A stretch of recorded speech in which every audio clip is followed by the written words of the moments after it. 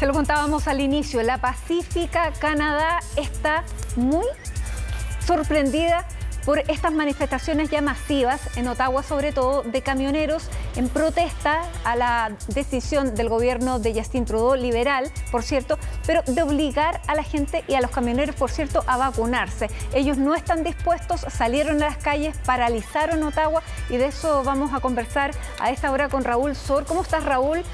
Yo estoy sorprendida. Hola, que Matilde. Canadá esté en esta situación, no lo hubiera esperado. Absolutamente, yo creo que los propios canadienses no lo esperaban. Pero, y de Canadá, tú sabes, siempre se ha dicho que es un excelente lugar para educar niños, para criar niños chicos. Y es lo que se dice de los lugares donde nunca pasa nada, es absolutamente seguro. Y bueno, esa es la reputación que tiene Canadá.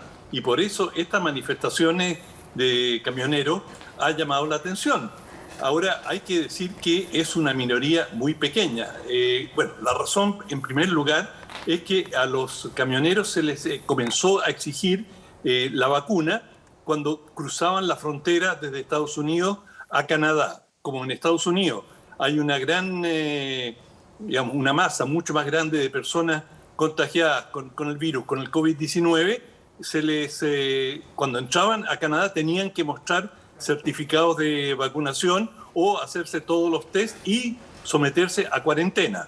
Por supuesto que eso no le gustó a un grupo bastante reducido de camioneros, porque fíjate, de los 200.000 camioneros que hay en Canadá, el 90% está vacunado.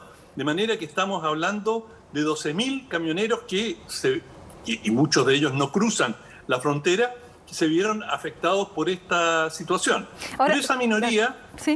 Perdón, te escucho. Sí, yo decía, sí, tú dices, pero una cantidad pequeña con ese volumen de camiones puede dejar problemas como los que vimos ahí en Ottawa. Y además me llamó la atención también que había camioneros que sí estaban vacunados, pero que ya... Yo creo que también el cansancio a nivel general está pasando la cuenta, que decían, yo me vacuné, pero estoy apoyando al movimiento porque ya estamos cansados. Bueno, esto tiene, digamos, al igual que los movimientos en Francia de protesta, tienen una mezcla muy grande de distintos tipos de personas y en este caso también habían elementos de extrema derecha. Hay gente imágenes que muestran que algunos tenían svástica, es decir, el símbolo nazi,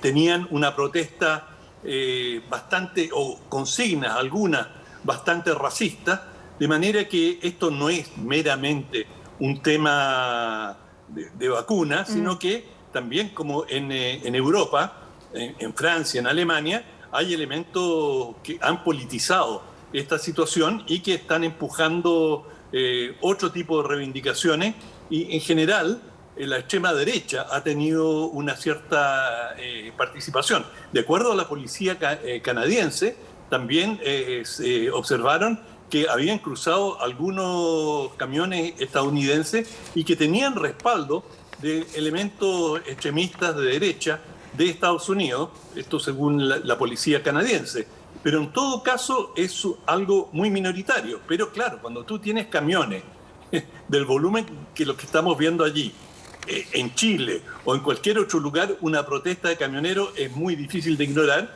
porque se cruzan en las vías y inmediatamente paralizan el tráfico. Y en este caso se fueron a protestar a Ottawa, la capital, y claro, el Justin Trudeau, el primer ministro que está con COVID, se dice que fue retirado de la capital por razones de seguridad, probablemente sea uno de los motivos, pero igual necesitaba aislarse y ha seguido trabajando de manera remota. Pero Trudeau ha dicho claramente que no va a negociar, que no va a recibir a los camioneros, que esta no es la forma de lograr llamar la atención, que a ellos no se les está exigiendo nada que no se le exige al resto de los canadienses y que... y él, por cierto, ha visto las encuestas y el movimiento, este movimiento de protesta no tiene mucho respaldo, es bastante minoritario, pero ruidoso, logra acaparar la atención.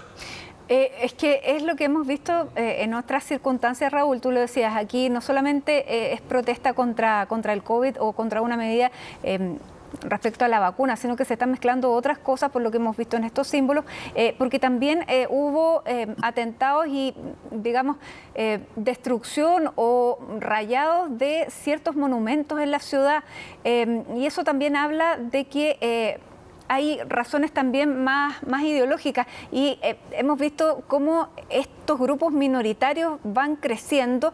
No lo habíamos visto en Canadá, pero muy cerca, ahí en Estados Unidos, hemos visto cómo la democracia está viendo tiempos difíciles, lo mismo hemos visto en Europa. ¿Pudiera ser que comienza a través de esto la vía de movimientos nacionalistas en Canadá?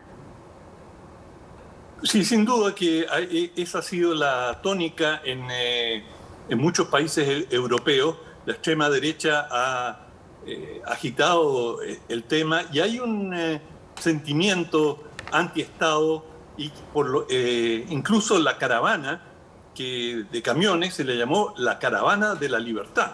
Es decir, estamos contra la imposición del Estado. El Estado no tiene por qué decirnos cuándo hacer cuarentena, cómo tenemos que comportarnos, pero eso no tiene mucha atracción con la mayoría del público que realmente quiere salir de esta pandemia y hay un cierto consenso de que nadie está seguro hasta que todos están seguros, de manera que la vacunación obligatoria, especialmente de quienes provienen de países donde hay una gran prevalencia y una gran cantidad de personas infectadas, para la gran mayoría de los canadienses es algo de sentido común. Pero se ven algunos síntomas en relación a tu pregunta de cambio también en Canadá, porque acaba de renunciar Erin O'Toole, que es era el líder del Partido Conservador, que perdió hace poco las elecciones justamente frente a Justin Trudeau, y su renuncia, él era un moderado, es decir, un centrista dentro del Partido Conservador, y se aprecian tendencias más hacia una línea más dura. Todavía no han elegido al sucesor, él viene de renunciar ayer, por lo tanto habrá que ver quién asume. Ya se están proyectando algunos candidatos, pero todavía es prematuro para decir quién va a ser el sucesor del señor O'Toole, porque para todos los efectos prácticos Canadá es un sistema bipartidista y se alternan entre liberales, que es el gobierno actual de Trudeau, y los conservadores, que en el último tiempo han gobernado durante bastante tiempo, hasta que llegó Trudeau. Exactamente, que bueno, tuvo una baja en la reelección, el desgaste, me imagino, de los del primer tiempo, de su primer mandato, pero todavía mantiene un alto apoyo. No sé si es lo que ocurre con estas figuras mundiales que tienen a veces mucho más apoyo externo que interno. ¿Cuál es la situación que está viviendo Trudeau al interior de Canadá? Bueno, la situación canadiense además es compleja porque Canadá tiene regiones y las distintas regiones tienen dinámicas políticas diferentes, pero de momento él ganó, no con la holgura que él hubiese querido, las elecciones las ganó bastante justo, pero fue una reelección en tiempos muy difíciles, tuvo algunos escándalos, digamos, de algunas remociones de ministros, que hubo algunos rumores de negociados, en fin, no la tuvo tan fácil y le pudieron enrostrar algunas deficiencias a su gobierno, pero con todo logró la reelección. Y como, bueno, la mayor parte de la población en términos de COVID y de pandemia está vacunada. Eso él lo superó de una manera también más o menos exitosa. ¿Qué opinas de los países que ya han decretado el fin de la pandemia, Raúl? Bueno, yo creo que en ciertos países ya para todos los efectos prácticos con Omicron, y en la medida que Omicron demostró no ser letal y que no atiborró los servicios de salud y que esta subvariante que acaba de aparecer tampoco parece ser demasiado peligrosa, bueno, Dinamarca ya levantó todas las precauciones y hay más y más países que están caminando en esa dirección, también Gran Bretaña. Hay países que están más complicados, pero en general hay una sensación de que ya se pueden levantar la mayoría de las precauciones. En el caso de Canadá, depende mucho en qué lugar te encuentres y quiénes son tus vecinos. Estados Unidos tiene una situación todavía muy complicada, está muy lejos de llegar a niveles de vacunación satisfactorios y por lo tanto, como tiene un tráfico grande con Estados Unidos, un comercio muy dinámico, claro que les preocupa la relación con Estados Unidos, pero por las encuestas, Trudeau tiene un respaldo bastante masivo de parte de la población en lo que toca a la pandemia y a la manera con que ha enfrentado la pandemia.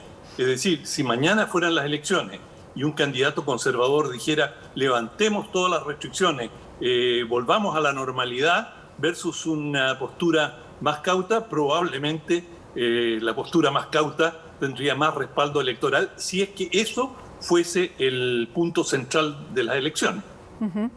Bueno, y entonces vamos a ver cómo sigue Justin Trudeau, que esperamos también tenerlo. Algo así habíamos escuchado que pudiera venir al cambio de mando presidencial el próximo 11 de marzo. Es una de las figuras que por edad pudiera tener también sintonía con el presidente electo acá. Sí, y no solamente por edad, sino que él pertenece al ala liberal, la corriente. Claro. Y Canadá tiene tiene altos y bajos. Yo he seguido bastante la política exterior canadiense en relación a Latinoamérica y hay periodos en que son latinoamericanistas y quieren insertarse y dicen nosotros somos un país más del hemisferio junto con el resto de Latinoamérica, y otros en que se enfrían completamente. Normalmente los conservadores enfrían y los liberales son más interesados en América Latina, y Trudeau pertenece a esa corriente. Bueno, y que hasta ahora no nos había tocado, así que vamos a ver qué es lo que pasa también a partir del 11 de marzo a ese respecto. También vendría Kamala Harris, también eso está en suspenso, falta todavía más de un mes. Muy bien, Raúl, muchísimas gracias por este análisis, mostrándonos una situación que no hubiéramos esperado en un país tan pacífico y tan ordenado como es Canadá. Exacto. A Canadá todo el mundo le dice que es un verdadero yogur. Fome, no, pero no es fome, no. Es un gran país. No, dije un yogur. Sano. Sano, bueno. Gracias, Raúl, que tengas buenas noches. Tú también, chao.